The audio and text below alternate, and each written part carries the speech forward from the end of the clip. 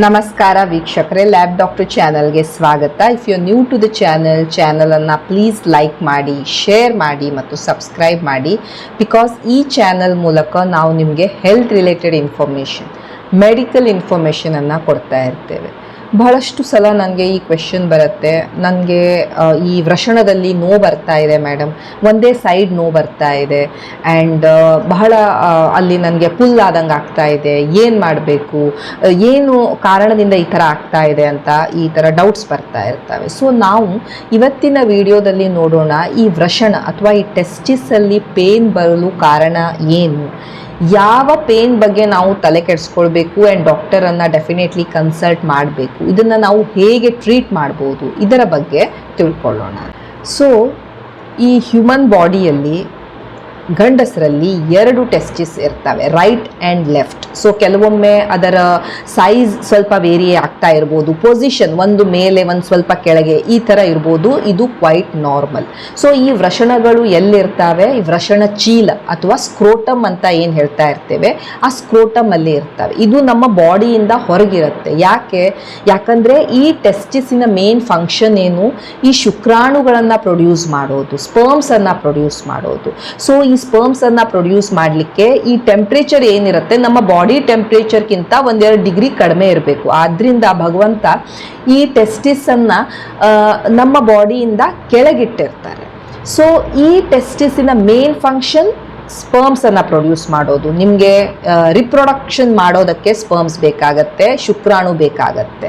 And ಟೆಸ್ಟಾಸ್ಟಿರಾನ್, ಈ ಗಂಡಸಿನಲ್ಲಿ ಇರುವಂಥ hormone ಟೆಸ್ಟಾಸ್ಟಿರಾನ್ ಏನಿರುತ್ತೆ ಅದನ್ನು ಪ್ರೊಡ್ಯೂಸ್ ಮಾಡಲಿಕ್ಕೆ ನಮಗೆ ಟೆಸ್ಟಿಸ್ ಬೇಕು. ಸೊ ಟೆಸ್ಟಿಸ್ ಒಂದು ಇಂಪಾರ್ಟೆಂಟ್ ಆರ್ಗನ್ ಇರುತ್ತೆ ನಮ್ಮ ಮೇಲ್ ರಿಪ್ರೊಡಕ್ಟಿವ್ ಟ್ರ್ಯಾಕ್ಟಲ್ಲಿ. ಆ್ಯಂಡ್ ಇದನ್ನು ಈ ವೃಷಣದಲ್ಲಿ, ಈ ಸ್ಕ್ರೋಟಮಲ್ಲಿ 2 ಟೆಸ್ಟಿಸನ್ನು ಪ್ಲೇಸ್ ಮಾಡಿರ್ತಾರೆ. ಜಾಸ್ತಿ ಕೆಲವೊಂದ್ಸಲ ಕೆಲಸ ಆಯಿತು, ಯಾವುದೋ ಒಂದು ಪರ್ಟಿಕ್ಯುಲರ್ ಪೋಶ್ಚರಲ್ಲಿ ಕುತ್ಕೊಂಡಿದ್ರಿ ಅಥವಾ ನೀವು ತುಂಬ ಟೈಟ್ ಆಗಿರುವಂಥ ಬಟ್ಟೆಗಳನ್ನು ಹಾಕ್ಕೊಂಡ್ರಿ, ಆವಾಗೆಲ್ಲ ಕೆಲವೊಮ್ಮೆ ನಿಮಗೆ ನೋವು ಬರ್ತಾ ಇರ್ಬೋದು ಆ್ಯಂಡ್ ಅದು ಆನ್ ಇಟ್ಸ್ ಓನ್ ಅದು ಹೋಗ್ಬಿಡ್ಬೋದು. ಬಟ್ ಕೆಲವೊಂದು ಸಲ ಕೆಲವೊಂದು ಪೇನ್ ಇರುತ್ತೆ, ಕಂಟಿನ್ಯೂಸ್ಲಿ ಬರ್ತಾ ಇರುತ್ತೆ, ರಿಪೀಟೆಡ್ಲಿ ನಿಮಗೆ ಪೇನ್ ಬರ್ತಾ ಇರುತ್ತೆ, ಒಂದೇ ಸೈಡ್ ಬರ್ತಾ ಇರುತ್ತೆ ಆ್ಯಂಡ್ ಇದ್ರ ಜೊತೆ ಅಸೋಸಿಯೇಟೆಡ್ ಸಿಂಪ್ಟಮ್ಸ್ ಇರ್ತವೆ. ಆವಾಗ ಇದು ಬಹಳ ಬಾದರ್ಸಮ್ ಇರುತ್ತೆ. ಸೊ ಮೋಸ್ಟ್ ಕಾಮನ್ ಕಾಸಸ್ ಯಾವುದು ಈ ವೃಷಣದ ಪೇನಿಗೆ? ಸೊ ಫಸ್ಟ್ ಕಾಮನ್ ರೀಸನ್ ಅಂದರೆ ಟ್ರಾಮಾ, ಅಥವಾ ಅಲ್ಲಿ ಏನಾದರೂ ನೋವಾಯಿತು, ನಿಮಗೆ ಬಾಲ್ ಬಂದು ಹೊಡಿತು ಅಥವಾ ನೀವೇನಾದ್ರೂ ತಾಗಿಸ್ಕೊಂಡ್ರಿ ಅಥವಾ ಡ್ಯೂರಿಂಗ್ ಫೋರ್ಸ್ಫುಲ್ ಸೆಕ್ಸ್ ಏನಾಗುತ್ತೆ, ಕೆಲವೊಮ್ಮೆ ಅಲ್ಲಿ ನೋವಾಗ್ತಾ ಇರ್ಬೋದು. ಆ್ಯಂಡ್ ಆವಾಗ ಅಲ್ಲಿರುವಂಥ ರಕ್ತನಾಳಗಳು ಸ್ವಲ್ಪ ಡ್ಯಾಮೇಜ್ ಆಗಿಕೊಂಡು ಅಲ್ಲಿ ಕೆಲವೊಮ್ಮೆ ಹೆಮ್ಯಾಟೋಸಿಲ್, ಸ್ವಲ್ಪ ರಕ್ತ ಹೆಪ್ಪಗಟ್ಟದಂಗೆ ಆಗ್ಬೋದು. ಸೊ ಇದು most common cause of testicular pain, that is trauma. Second cause ಅಂತ ಹೇಳಿದ್ರೆ ಇನ್ಫೆಕ್ಷನ್. ಸೊ ಇನ್ಫೆಕ್ಷನ್ ಎಲ್ಲ ಆಗ್ಬೋದು, ಒಂದು ಟೆಸ್ಟಿಸಲ್ಲೇ, ವೃಷಣದಲ್ಲೇ ಇನ್ಫೆಕ್ಷನ್ ಆಗ್ಬೋದು, ಅಥವಾ ಈ ಟೆಸ್ಟಿಸಿನ ಮೇಲೆ ಒಂದು ಚಿಕ್ಕ ಕ್ಯಾಪ್ ತರ ಒಂದು ಸ್ಟ್ರಕ್ಚರ್ ಇರುತ್ತೆ, ಎಪಿಡಿಡೈಮಿಸ್, ಅದರಲ್ಲಿ ಇನ್ಫೆಕ್ಷನ್ ಆಗ್ಬೋದು. ಅದನ್ನು ನಾವು ಎಪಿಡಿಡೈಮೈಟಿಸ್ ಅಂತ ಹೇಳ್ತಾ ಇರ್ತೇವೆ. ಸೊ ಈಗ ಈ ಇನ್ಫೆಕ್ಷನ್ ಹೇಗಾಗತ್ತೆ, ಈ ಇನ್ಫೆಕ್ಷನ್ ಆಗಕ್ಕೆ ಬ್ಯಾಕ್ಟೀರಿಯಾ, ವೈರಸ್ ಎಲ್ಲಿಂದ ಬರ್ತವೆ? ಸೊ ಮೋಸ್ಟ್ ಕಾಮನ್ಲಿ ಈ ಲೈಂಗಿಕವಾಗಿ ಹರಡುವಂಥ ರೋಗಗಳಿಂದ ಈ ಟೆಸ್ಟಿಸಿಗೆ ಇನ್ಫೆಕ್ಷನ್ ಆಗ್ಬೋದು. ಯೂರಿನರಿ ಟ್ರ್ಯಾಕ್ಟ್ ಇನ್ಫೆಕ್ಷನ್ ಆದಾಗ, ನಿಮಗೆ ಯೂರಿನ್ ಇನ್ಫೆಕ್ಷನ್ ಆಗಿದೆ, ಯೂರಿನ್ ಇನ್ಫೆಕ್ಷನ್ ಈ ಯುರೆತ್ರಾದ ಮೂಲಕ ಟೆಸ್ಟಿಸಿಗೆ ಬರ್ಬೋದು, ಅಲ್ಲಿ ಇನ್ಫೆಕ್ಷನ್ ಆಗ್ಬೋದು. ಆವಾಗ ನಿಮ್ಮ ಟೆಸ್ಟಿಸಲ್ಲಿ ಈ ಉರಿಯುತ ಆಗ್ತಾ ಇರ್ಬೋದು. ಮಂಪ್ಸ್, ಈ ಮಂಗನ ಬಾವು ಅಂತ ನಾವೇನು ಹೇಳ್ತಾ ಇರ್ತೇವೆ, ಅಂಥ ವೈರಲ್ ಇನ್ಫೆಕ್ಷನಲ್ಲಿ ಟೆಸ್ಟಿಸಿಗೂ ಸಹ ಇನ್ಫೆಕ್ಷನ್ ಆಗಬಹುದು. ಈ ಇನ್ಫೆಕ್ಷನ್ ಆದಾಗ ಪೇಷಂಟಿಗೆ ಅಲ್ಲಿ ಸ್ವಲ್ಪ ಸ್ವೆಲ್ಲಿಂಗ್ ಬಂದಂಗೆ ಆಗತ್ತೆ, ಊದ್ಕೊಂಡಂಗೆ ಆಗತ್ತೆ, ಕೆಲವೊಮ್ಮೆ ಸ್ವಲ್ಪ ರೆಡ್ನೆಸ್ ಸಹ ಆಗ್ಬೋದು, ನೋವು ಆಗ್ತಾ ಇರ್ಬೋದು, ಜ್ವರ ಬರ್ಬೋದು, ವಾಮಿಟಿಂಗ್, ಈ ಥರದ ಸಿಂಪ್ಟಮ್ಸ್ ಸಹ ಬರ್ತಾ ಇರ್ಬೋದು. ಆ್ಯಂಡ್ ಸಪೋಸ್ ಅದು ಯಾವುದೇ ಒಂದು STDs, ಈ ಲೈಂಗಿಕವಾಗಿ ಹರಡುವ ರೋಗ ಅಂಥದ್ರಿಂದ ಈ ಥರದ್ದಾಗಿತ್ತು ಅಂದರೆ ಅವರಿಗೆ ಬೇರೆ ಸಿಂಪ್ಟಮ್ಸ್ ಸಹ ಇರ್ತವೆ. ಈ ಶೀತಗಡ್ಡೆಗಳು ದೊಡ್ಡದಾಗ್ತವೆ ಅವರಿಗೆ, ಆಮೇಲೆ ಶಿಶ್ನದಿಂದ ಡಿಸ್ಚಾರ್ಜ್ ಬರ್ತಾ ಇರ್ಬೋದು, ಶಿಶ್ನದ ಮೇಲೆ ಅಥವಾ ಈ ಸ್ಕ್ರೋಟಮ್, ವೃಷಣ ಚೀಲದ ಮೇಲೆ ರ್ಯಾಷಸ್ ಹೇಳ್ಬಹುದು, ಈ ತೊಡೆ ಸಂಧಿಯಲ್ಲಿ ಶೀತಗಡ್ಡೆಗಳು ದೊಡ್ಡದಾಗಬಹುದು. ಸೊ ಅಸೋಸಿಯೇಟೆಡ್ ಸಿಂಪ್ಟಮ್ಸಿನ ಜೊತೆ ಈ ವೃಷಣದ ನೋವು ಸಹ ಬರ್ತಾ ಇರುತ್ತೆ. ನೆಕ್ಸ್ಟ್ ಕಾಸ್ ಅಂತ ಹೇಳಿದ್ರೆ ಟೆಸ್ಟಿಕ್ಯುಲರ್ ಟಾರ್ಷನ್. ಈ ಟೆಸ್ಟಿಸ್ ನಾನು ಏನು ಹೇಳಿದೆ, ಇದು ನಮ್ಮ ಬಾಡಿಯಿಂದ ಕೆಳಗಿರುತ್ತೆ, ಒಂದು ವ್ಯಾಸ್ ಡಿಫರೆನ್ಸ್ ಅನ್ನುವಂತಹ ಒಂದು ಈ ಸ್ಟ್ರಕ್ಚರಿನ ಮೂಲಕ ಅದು ಹ್ಯಾಂಗ್ ಆಗ್ತಾ ಇರುತ್ತೆ. ಅದು ಲೂಸ್ ಸ್ಟ್ರಕ್ಚರ್ ಇರುತ್ತೆ ಟೆಸ್ಟಿಸ್ ಆ್ಯಂಡ್ ಅದು ಹ್ಯಾಂಗ್ ಆಗ್ತಾ ಇರುತ್ತೆ. ಕೆಲವೊಮ್ಮೆ ಏನಾಗಬಹುದು, ಈ ಟೆಸ್ಟಿಸ್ ಆನ್ ಇಟ್ಸ್ ಓನ್ ತಿರುಗಿಬಿಡ್ಬೋದು, ಟಾರ್ಷನ್ ಆಗಿಬಿಡ್ಬೋದು. ಸೊ ಇದು ತಿರುಗ್ಕೊಂಡಾಗ ಅಲ್ಲಿರುವಂಥ ರಕ್ತ ಸಪ್ಲೈ ಎಲ್ಲ ಬ್ಲಾಕ್ ಹಾಕೊಂಡು ಟೆಸ್ಟಿಸ್ಗೆ ಬಹಳ ಡ್ಯಾಮೇಜ್ ಆಗ್ಬೋದು. ಇದು ಈ ಯೂಶ್ವಲಿ ಈ ಯಂಗ್ ಮೆನ್ನಲ್ಲಿ ನಾವು ನೋಡ್ತಾ ಇರ್ತೇವೆ. ಸಡನ್ಲಿ ಟೆಸ್ಟಿಸ್ ಏನಿರುತ್ತೆ ತಿರುಗಿಬಿಡುತ್ತೆ. ಸೊ ತಿರ್ಕೊಂಡಾಗ ಈ ಪೇಷಂಟಿಗೆ ಬಹಳ ಸಿವಿಯರ್ ಪೇನ್ ಇರುತ್ತೆ. ಆ ಏರಿಯಾ ತುಂಬ ರೆಡ್ ಆಗಿಬಿಡುತ್ತೆ, ಸ್ವೆಲ್ಲಿಂಗ್ ಆಗಿಬಿಡುತ್ತೆ, ಪೇಷಂಟಿಗೆ ವಾಂತಿ ಆಗಬಹುದು. ಯೂಶ್ವಲಿ ನಾವು ಇದನ್ನು ಲೆಫ್ಟ್ ಸೈಡಲ್ಲಿ ಜಾಸ್ತಿ ನೋಡ್ತಾ ಇರ್ತೇವೆ. ಲೆಫ್ಟ್ ಸೈಡ್ ಟೆಸ್ಟಿಸಲ್ಲಿ ಮೋರ್ ಕಾಮನ್ ಇರುತ್ತೆ. ಆ್ಯಂಡ್ ಇದು ಒಂದು ಮೆಡಿಕಲ್ ಎಮರ್ಜೆನ್ಸಿ. ಇಮಿಡಿಯೇಟ್ಲಿ ನಾವು ಆಪ್ರೇಟ್ ಮಾಡಿ ಅದೇನು ತಿರ್ಕೊಂಡಿದೆ ಅದನ್ನು, ಆ ಟಾರ್ಷನನ್ನು ನಾವು ಕಡಿಮೆ ಮಾಡಬೇಕಾಗತ್ತೆ. ಇಲ್ಲಾಂದರೆ ಟೆಸ್ಟಿಸಿಗೆ ಬ್ಲಡ್ ಸಪ್ಲೈ ನಿಂತು ಹೋಗ್ಬಿಡುತ್ತೆ. ಆ್ಯಂಡ್ ಒಂದು ಸಲ ಬ್ಲಡ್ ಸಪ್ಲೈ ನಿಂತಾಗ ಆ ಟೆಸ್ಟಿಸ್ ಏನಾಗ್ಬಿಡುತ್ತೆ, ಕಂಪ್ಲೀಟ್ಲಿ ಸತ್ತು ಹೋಗ್ಬಿಡುತ್ತೆ. ಸೊ ಟೆಸ್ಟಿಕ್ಯುಲರ್ ಟಾರ್ಷನ್ ಒಂದು ಇಂಪಾರ್ಟೆಂಟ್ ಕಾಸ್ ಆ್ಯಂಡ್ ಒಂದು ಎಮರ್ಜೆನ್ಸಿ ಇದು. ಇನ್ನೊಂದು ಕಾಸ್ ಅಂತ ಹೇಳಿದ್ರೆ ಹರ್ನಿಯಾ. ಈ ಹರ್ನಿಯಾ ಅಂದರೆ ಏನು, ಯಾವುದೇ ಒಂದು ವೀಕ್ ಪಾಯಿಂಟ್ ಏನಿರುತ್ತೆ, ಈಗ ನಮ್ಮ ತೊಡೆಯ ಸಂಧಿಯಲ್ಲಿ ಈ ಓಪನಿಂಗ್ಸ್ ಏನಿರ್ತವೆ ಆ ಪಾಯಿಂಟ್ ವೀಕ್ ಇರುತ್ತೆ. ಸೊ ಅಲ್ಲಿಂದ ಈ ನಮ್ಮ ಈ ಇಂಟೆಸ್ಟೈನ್ಸ್ ಎಲ್ಲ ಹೊರಗೆ ಬರಲಿಕ್ಕೆ ಶುರು ಆಗ್ತವೆ. ಆ್ಯಂಡ್ ಈ ಹರ್ನಿಯೇಷನ್ ಆಗಿರೋದ್ರಿಂದ ನಮ್ಮ ಟೆಸ್ಟಿಸಿನ ಏರಿಯಾದಲ್ಲಿ ಪೇನ್ ಬರ್ಬೋದು. ನಿಮ್ಮ ತೊಡೆಯ ಸಂಧಿಯ ಹತ್ತಿರ ನಿಮಗೆ ಪೇನ್ ಬರ್ತಾ ಇರ್ಬೋದು. That could be because of hernia. But ನಿಮಗೆ ಪೇನ್ ಆ ವೃಷಣದ ಭಾಗದಲ್ಲಿ, ವೃಷಣ ಚೀಲದ ಹತ್ತಿರ ನಿಮಗೆ ಬರ್ತಾ ಇರಬಹುದು. ಸೊ ಈ ಹರ್ನಿಯಾದ ಬಗ್ಗೆ ನಾನೊಂದು ಕಂಪ್ಲೀಟ್ ವಿಡಿಯೋನ ಮಾಡಿದ್ದೇನೆ, ನೀವು ಅದನ್ನ ರೆಫರ್ ಮಾಡ್ಕೊಳ್ಬಹುದು. ಸೊ ಹರ್ನಿಯಾದಿಂದ ಸಹ ಈ ವೃಷಣದ ಹತ್ತಿರ ಪೇನ್ ಬರ್ತಾ ಇರಬಹುದು. ಕೆಲವೊಮ್ಮೆ ಈ ಹೈಡ್ರೋಸೀಲ್, ಈ ವೃಷಣದ ಸುತ್ತಲೂ ಇರುವಂತ ಒಂದು ಸ್ಯಾಕ್ ಏನಿರುತ್ತೆ ಅದ್ರ ಸುತ್ತಲೂ ನೀರು ತುಂಬ್ಕೊಂಡ್ಬಿಡ್ಬೋದು.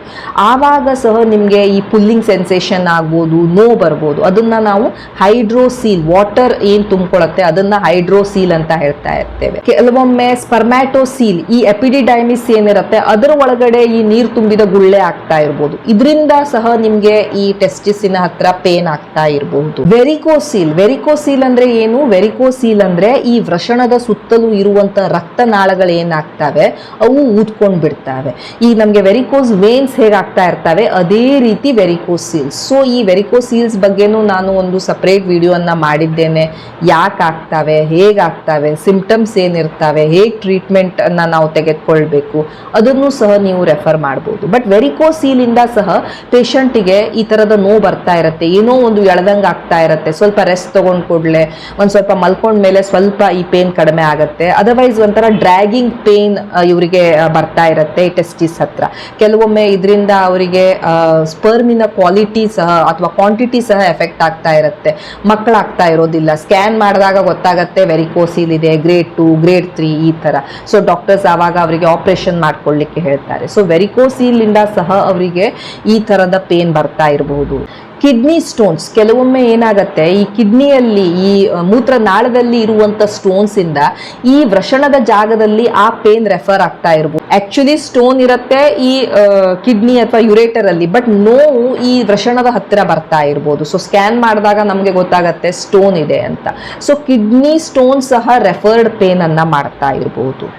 ಆ್ಯಂಡ್ ಮಕ್ಕಳಲ್ಲಿ, ಯೂಶ್ವಲಿ ಚಿಕ್ಕ ಮಕ್ಕಳಲ್ಲಿ ಅವರು ಕೆಲವೊಮ್ಮೆ ತಮಗೆ ಅಲ್ಲಿ ನೋವಾಗ್ತಾ ಇದೆ ಅಂತ ತೋರಿಸ್ತಾ ಇರ್ತಾರೆ ಆ ಜಾಗದಲ್ಲಿ, ವೃಷಣದ ಹತ್ತಿರ. ಬಟ್ ಬಹಳಷ್ಟು ಸಲ ತಂದೆ ತಾಯಿಯಂದ್ರೆ ಏನ್ ಮಾಡ್ತಾರೆ, ಇಗ್ನೋರ್ ಮಾಡ್ತಾರೆ. ಈ ತರದ ಪೇನ್ ಅಂತ ಮಗು ತೋರಿಸ್ತಾ ಇದ್ದಾಗ ನೀವು ನಿರ್ಲಕ್ಷ್ಯ ಮಾಡಬಾರ್ದು. ಯಾವುದಕ್ಕೂ ನೀವು ಡಾಕ್ಟರ್ ಹತ್ರ ಒಂದ್ಸಲ ತೋರಿಸ್ಬೇಕು, ಒಂದು ಒಪಿನಿಯನ್ ಅನ್ನ ಪಡೆಯಬೇಕು. ಅದು ಏನಾದ್ರೂ ಅವರಿಗೆ ಟ್ರಾಮಾ ಆಗಿರ್ಬೋದು, ಏನಾದ್ರೂ ತಾಗಿರ್ಬೋದು, ಅಥವಾ ಟಾರ್ಷನ್ನೇ ಆಗ್ತಾ ಇರ್ಬೋದು. ನಾನು ಹೇಳಿದೆ ಟೆಸ್ಟಿಸ್ ಹೇಗೆ ತಿರ್ಕೊಂಡ್ ಬಿಡುತ್ತೆ, ಈ ತರದೆಲ್ಲ ಪ್ರಾಬ್ಲಮ್ ಆಗ್ತಾ ಇರ್ಬೋದು.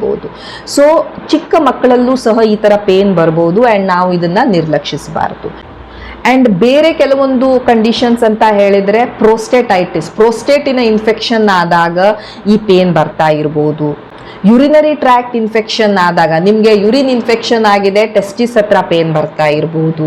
ಡಯಾಬಿಟಿಕ್ ನ್ಯೂರೋಪತಿ, ಡಯಾಬಿಟಿಸ್ ಅಲ್ಲಿ ಈ ನರಗಳು ಎಲ್ಲ ಡ್ಯಾಮೇಜ್ ಆಗ್ತಾ ಇರ್ತಾವ, ಆವಾಗ ಟೆಸ್ಟಿಸ್ ಹತ್ರ ನಿಮಗೆ ಪೇನ್ ಬರ್ತಾ ಇರಬಹುದು. ಕೆಲವೊಂದು ಕ್ಯಾನ್ಸರ್ಸ್ ಅಲ್ಲಿ ಗಡ್ಡೆಗಳು ಬೆಳ್ಕೊಂಡಾಗ ನಿಮಗೆ ಪೇನ್ ಬರ್ತಾ ಇರಬಹುದು. ಸೊ ಇವೆಲ್ಲ ಕೇಸಸ್ ಅಲ್ಲಿ ಟೆಸ್ಟಿಕ್ಯುಲರ್ ಪೇನ್ ಬರ್ತಾ ಇರಬಹುದು. ಬಟ್ ನೀವು ಏನು ನೆನ್ಪಿಟ್ಕೊಳ್ಬೇಕು, ಮೆಜಾರಿಟಿ ಆಫ್ ದ ಟೈಮ್ ಈ ಟೆಸ್ಟಿಕ್ಯುಲರ್ ಪೇನ್ ಏನಿದೆ, ಈ ವೃಷಣದ ಹತ್ತಿರ ಬರುವ ನೋವು ಏನಿದೆ, ಅದು ಬಿನೈನ್ ಇರುತ್ತೆ. ಅದರಲ್ಲಿ ಯಾವುದೇ ಕ್ಯಾನ್ಸರ್ ಆ ಥರ ಇರೋದಿಲ್ಲ ಮೋಸ್ಟ್ ಆಫ್ ದ ಟೈಮ್. ಕೆಲವೊಂದು ಕಂಡೀಷನ್ಸ್ ಅಲ್ಲಿ ಆ ಥರ ಇರ್ಬೋದು. ಆ್ಯಂಡ್ ಬಹಳಷ್ಟು ಸಲ ಈ ಪೇನ್ ಆನ್ ಇಟ್ಸ್ ಓನ್ ಅದು ಹೋಗ್ಬಿಡುತ್ತೆ. ನೀವು ಸ್ವಲ್ಪ ರೆಸ್ಟ್ ಮಾಡಿದ್ರಿ, ಸ್ವಲ್ಪ ಲೂಸ್ ಬಟ್ಟೆಯನ್ನು ಹಾಕೊಂಡ್ರಿ, ಅಥವಾ ಸ್ವಲ್ಪ ನಿಮ್ಮ ಪೋಸ್ಚರನ್ನು ಚೇಂಜ್ ಮಾಡಿದ್ರಿ, ಈ ಥರ ಎಲ್ಲ ಇದ್ದಾಗ ಅದು ಕಡಿಮೆ ಆಗುತ್ತೆ. ಬಟ್ ಕೆಲವೊಂದು ಕಂಡೀಷನ್ಸಲ್ಲಿ ನೀವು ನಿಮ್ಮ ಡಾಕ್ಟರನ್ನು ಡೆಫಿನೆಟ್ಲಿ ಭೇಟಿ ಆಗಬೇಕಾಗತ್ತೆ. ಇವೆಲ್ಲ ನಾನು ಹೇಳಿದಂಥ ಕಂಡೀಷನ್ಸಲ್ಲಿ ಟೆಸ್ಟಿಸಿನ ಪೇನ್ ಬರ್ಬೋದು. ಸೊ ಅದು ಯುರಿನರಿ ಟ್ರ್ಯಾಕ್ಟ್ ಇನ್ಫೆಕ್ಷನಿಂದ ಇರ್ಬೋದು, ಅಥವಾ ಟೆಸ್ಟಿಸಿನ ಇನ್ಫೆಕ್ಷನಿಂದ ಇರ್ಬೋದು, ಎಪಿಡಿಡೈಮೈಟಿಸ್ ಅದರಿಂದ ಇರ್ಬೋದು, ಹೈಡ್ರೋಸೀಲಿಂದ ಇರ್ಬೋದು, ವೆರಿಕೋಸೀಲಿಂದ ಇರ್ಬೋದು, ಸ್ಪರ್ಮ್ಯಾಟೋಸೀಲಿಂದ ಇರ್ಬೋದು, ಟೆಸ್ಟಿಸಿಗೆ ಟ್ರಾಮಾ ಏನಾದರೂ ತಾಕ್ತು, ಗಾಯ ಆಯಿತು ಅದರಿಂದ ಇರ್ಬೋದು, ಲೈಂಗಿಕವಾಗಿ ಹರಡುವಂಥ ರೋಗಗಳು ಅದರಿಂದ ಈ ಇನ್ಫೆಕ್ಷನ್ ಆಗಿ ಈ ಥರ ನಿಮಗೆ ಪೇನ್ ಬರ್ತಾ ಇರ್ಬೋದು, ಕೆಲವೊಂದು ಟೆಸ್ಟಿಕ್ಯುಲರ್ ಕ್ಯಾನ್ಸರ್ಸಿಂದ ಪೇನ್ ಬರ್ತಾ ಇರ್ಬೋದು. ಸೊ ಇವೆಲ್ಲ ಕಂಡೀಷನ್ಸಲ್ಲಿ ಈ ಥರ ಪೇನ್ ಬರ್ಬೋದು. ಬಟ್ ನಾನು ಹೇಳಿದೆ ಮೆಜಾರಿಟಿ ಆಫ್ ದ ಟೈಮ್ ಈ ಪೇನ್ ಬಿನೈನ್ ಇರುತ್ತೆ, ಯಾವುದೇ ಕ್ಯಾನ್ಸರ್ ಎಕ್ಸೆಟ್ರಾ ಇರೋದಿಲ್ಲ, ಆನ್ ಇಟ್ಸ್ ಓನ್ ಅದು ಹೋಗುತ್ತೆ. ಬಟ್ ಕೆಲವೊಂದು ಸಲ ಕೆಲವೊಂದು ಕಂಡೀಷನ್ಸಲ್ಲಿ ನೀವು ಈ ಥರದ ಪೇನನ್ನು ನಿರ್ಲಕ್ಷ್ಯ ಮಾಡಬಾರ್ದು, ನಿಮ್ಮ ಡಾಕ್ಟರನ್ನು ಭೇಟಿ ಆಗಲೇಬೇಕು. ಯಾವ ಯಾವ ಕಂಡೀಷನ್ಸಲ್ಲಿ? ಸಪೋಸ್ ನಿಮಗೆ ಪೇನ್ ಸಡನ್ ಆಗಿ ಬರ್ತಾ ಇದೆ ಆ್ಯಂಡ್ ಬಹಳ ಸಿವಿಯರ್ ಆಗಿ ಬರ್ತಾ ಇದೆ, ನಿಮಗೆ ಆ ಪೇನನ್ನು ಕಂಟ್ರೋಲ್ ಮಾಡೋಕ್ಕಾಗ್ತಾ ಇಲ್ಲ ಆ್ಯಂಡ್ ನೀವು ಪೇನ್ ಕಿಲ್ಲರ್ ತೊಗೊಂಡ್ರೂ ಆ ಪೇನ್ ಹೋಗ್ತಾ ಇಲ್ಲ, ಅಂಥ ಪೇನನ್ನು ನಿರ್ಲಕ್ಷ್ಯ ಮಾಡಲಿಕ್ಕಾಗೋದಿಲ್ಲ. ಪೇನ್ ಪದೇ ಪದೇ ನಿಮಗೆ ಬರ್ತಾ ಇದೆ, ಬಂದು ಹೋಗ್ಬಿಡ್ತು ಒಂದೇ ಸಲ ಮತ್ತು ಬರಲಿಲ್ಲ, that is fine. But repeatedly ನಿಮಗೆ ಪೇನ್ ಬರ್ತಾ ಇದೆ, ಎಸ್, ನೀವು ನಿಮ್ಮ ಡಾಕ್ಟರನ್ನು ಕಾಂಟ್ಯಾಕ್ಟ್ ಮಾಡಬೇಕು. ಪೇನಿನ ಜೊತೆ ನೀವು ನೋಡ್ತಾ ಇದ್ದೀರಾ ಆ ವೃಷಣದ ಏರಿಯಾದಲ್ಲಿ ನಿಮಗೆ ಸ್ವೆಲ್ಲಿಂಗ್ ಬರ್ತಾ ಇದೆ, ಅಲ್ಲಿ ಊದ್ಕೊಳ್ತಾ ಇದೆ, ಅಥವಾ ಅಲ್ಲಿ ರೆಡ್ನೆಸ್ ಆಗ್ತಾ ಇದೆ. ಸೊ ಅಂಥ ಕಂಡೀಷನ್ಸಲ್ಲಿ ಡಾಕ್ಟರನ್ನು ಭೇಟಿ ಆಗಬೇಕು. ಈ ಪೇನಿನ ಜೊತೆ ನಿಮಗೆ ವಾಮಿಟಿಂಗ್ ಆಗ್ತಾ ಇದೆ, ಜ್ವರ ಬರ್ತಾ ಇದೆ, ಶೀತಗಡ್ಡೆಗಳೆಲ್ಲ ಊದ್ಕೊಳ್ತಾ ಇದ್ದಾವೆ, ಆವಾಗ ನಿಮ್ಮ ಡಾಕ್ಟರನ್ನು ಭೇಟಿ ಆಗಬೇಕು. ಈ ಪೇನಿನ ಜೊತೆ ನಿಮಗೆ ಶಿಶ್ನದಿಂದ ಡಿಸ್ಚಾರ್ಜ್ ಆಗ್ತಾ ಇದೆ, ನಿಮಗೆ ಯೂರಿನ್ ಉರಿತಾ ಇದೆ, ನಿಮಗೆ ಈ ಥರದ ಅಸೋಸಿಯೇಟೆಡ್ ಸಿಂಪ್ಟಮ್ಸ್ ಇದ್ದಾಗ yes, you should meet your doctor. Yes, ಚಿಕ್ಕ ಮಕ್ಕಳಲ್ಲಿ ನಾನು ಹೇಳಿದೆ ಅವರು ಟೆಸ್ಟಿಸ್ ಹತ್ರ ಪೇನ್ ಆಗ್ತಾ ಇದೆ ಅಂದಾಗ ಯಾವಾಗಲೂ ಒಮ್ಮೆ ಡಾಕ್ಟರಿನ ಒಂದು ಒಪಿನಿಯನ್ ತೆಗೆದುಕೊಳ್ಳೋದು ಬೆಟರ್. ಯಾಕಂದರೆ ಮಕ್ಕಳಿಗೆ ಸರಿಯಾಗಿ ಹೇಳಲಿಕ್ಕೆ ಆಗ್ತಾ ಇರೋದಿಲ್ಲ, ಪೇರೆಂಟ್ಸ್ ಬಹಳ ಸಲ ನಿಗ್ಲೆಕ್ಟ್ ಮಾಡ್ತಾರೆ ಆ್ಯಂಡ್ ಕೆಲವೊಮ್ಮೆ ಅದು ಮೆಡಿಕಲ್ ಎಮರ್ಜೆನ್ಸಿ ಆಗಿಬಿಡುತ್ತೆ. ಸೊ ಡೆಫಿನೆಟ್ಲಿ ಇವೆಲ್ಲ ಕಂಡೀಷನ್ಸಲ್ಲಿ ನೀವು ನಿಮ್ಮ ಡಾಕ್ಟರನ್ನು ಭೇಟಿ ಆಗಬೇಕು ಆ್ಯಂಡ್ ಫರ್ದರ್ ಇನ್ವೆಸ್ಟಿಗೇಷನ್ಸ್ ಆ್ಯಂಡ್ ಇವ್ಯಾಲ್ಯೂಯೇಷನನ್ನು ಮಾಡಿಕೊಳ್ಬೇಕು. ಸೊ ಈಗ ಟೆಸ್ಟಿಸ್ ಪೇನ್ ಬಂದಾಗ ನಾವು ಹೇಗೆ ಟ್ರೀಟ್ ಮಾಡ್ತೇವೆ? So treatment depends upon the ಕಾಸ್. ನಾವು ಕಾಸ್ ಯಾವುದರಿಂದ ಈ ಪೇನ್ ಬರ್ತಾ ಇದೆ ಅದನ್ನು ಟ್ರೀಟ್ ಮಾಡಿದರೆ ಆಟೋಮ್ಯಾಟಿಕಲಿ ಈ ಪೇನ್ ಕಡಿಮೆ ಆಗುತ್ತೆ. ಸ್ವಲ್ಪ ನೋವು ಬರ್ತಾ ಇದೆ ಅಂದಾಗ ನಾನು ಹೇಳಿದೆ ನೀವು ರೆಸ್ಟ್ ಮಾಡ್ಬೋದು, ಸ್ವಲ್ಪ ನಿಮ್ಗೆ ಏನಾದರೂ ಅಲ್ಲಿ ನೋವಾಯಿತು ಅಂದಾಗ ಸ್ವಲ್ಪ ಐಸ್ ಪ್ಯಾಕ್ಸನ್ನು ಬಟ್ಟೆಯಲ್ಲಿ ಹಾಕ್ಕೊಂಡು ನೀವು ಅದನ್ನು ಅಲ್ಲಿ ಇಟ್ಕೊಳ್ಬೋದು ಸ್ವಲ್ಪ ಹೊತ್ತು, ಸೊ ದ್ಯಾಟ್ ಅಲ್ಲಿನ ಸ್ವೆಲ್ಲಿಂಗ್ ಎಕ್ಸೆಟ್ರಾ ಕಡಿಮೆ ಆಗಲಿಕ್ಕೆ ಪೇನ್ ಕಿಲ್ಲರ್ಸನ್ನು ತೆಗೆದುಕೊಳ್ಬೋದು, ಸ್ವಲ್ಪ ರೆಸ್ಟ್ ಮಾಡ್ಬೋದು. ಇವೆಲ್ಲದರಿಂದ ಪೇನ್ ರಿಲೀವ್ ಆಗುತ್ತೆ. ಬಟ್ ಸಪೋಸ್ ನಿಮಗೆ ಯುರಿನರಿ ಟ್ರ್ಯಾಕ್ಟ್ ಇನ್ಫೆಕ್ಷನ್ ಇದೆ ಆ್ಯಂಡ್ ನಿಮಗೆ ಈ ಟೆಸ್ಟಿಕ್ಯುಲರ್ ಪೇನ್ ಬರ್ತಾ ಇದೆ ಅಂದಾಗ ನೀವು ಆ್ಯಂಟಿಬಯೋಟಿಕ್ಸನ್ನು ತೆಗೆದುಕೊಳ್ಳೇಬೇಕಾಗತ್ತೆ. ಅದೇ ರೀತಿ STDs ಇದೆ, ನಿಮಗೆ ಲೈಂಗಿಕವಾಗಿ ಹರಡುವಂಥ ರೋಗಗಳಿದ್ದಾವೆ, ಅದರಿಂದ ಈ ಥರ ಆಗ್ತಾ ಇದೆ ಅಂದರೆ ನಾವು STDಸನ್ನು ಟ್ರೀಟ್ ಮಾಡಲೇಬೇಕು. ಅದು ಗೋನೋರಿಯಾ ಇರ್ಬೋದು, ಕ್ಲೆಮಿಡಿಯಾ ಇರ್ಬೋದು, ಸಿಫಿಲಿಸ್ ಇರ್ಬೋದು, ಆ ಥರದ STDs ನಾವು ಟ್ರೀಟ್ ಮಾಡಲೇಬೇಕಾಗತ್ತೆ. ಅದೇ ರೀತಿ ಕಿಡ್ನಿ ಸ್ಟೋನ್ಸಿಂದ ಆಯಿತು ಅಂದಾಗ ಕಿಡ್ನಿ ಸ್ಟೋನಿಗೆ ನಾವು ಟ್ರೀಟ್ಮೆಂಟನ್ನು ಕೊಡಬೇಕು. ಹರ್ನಿಯಾದಿಂದ ಆಗ್ತಾ ಇದೆ ಅಂದಾಗ ಹರ್ನಿಯಾ ರಿಪೇರ್ ಆಗಬೇಕು. ಕಾಸನ್ನು ನಾವು ಟ್ರೀಟ್ ಮಾಡಬೇಕು. ಅದು ಆ್ಯಂಟಿಬಯೋಟಿಕ್ಸಿಂದ ಇರ್ಬೋದು, ಆ್ಯಂಟಿಫಂಗಲ್ಲಿಂದ ಇರ್ಬೋದು, ಆ್ಯಂಟಿವೈರಲಿಂದ ಇರ್ಬೋದು, ಪೇನ್ ಕಿಲ್ಲರ್ಸಿಂದ ಇರ್ಬೋದು. ಕೆಲವೊಂದು ಸಲ ನಾನು ಹೇಳಿದೆ ಈ ಟೆಸ್ಟಿಕ್ಯುಲರ್ ಟಾರ್ಷನ್ ಎಕ್ಸೆಟ್ರಾ ಆದಾಗ ಡಾಕ್ಟರ್ಸ್ ಇಮಿಡಿಯೇಟ್ಲಿ ಶಸ್ತ್ರಚಿಕಿತ್ಸೆಯನ್ನು ಸಹ ಮಾಡ್ತಾರೆ. ಸೊ ಟ್ರೀಟ್ಮೆಂಟ್ ಡಿಪೆಂಡ್ ಆಗುತ್ತೆ ಯಾವ ಕಾರಣದಿಂದ ನಿಮಗೆ ಪೇನ್ ಬರ್ತಾ ಇದೆ. So these are few of the conditions ಯಾವುದರಿಂದ ನಿಮಗೆ ಈ ವೃಷಣದ ನೋವು ಬರ್ತಾ ಇರ್ಬೋದು. Thank you so much for watching the video. Please like, share and subscribe the channel. Thank you.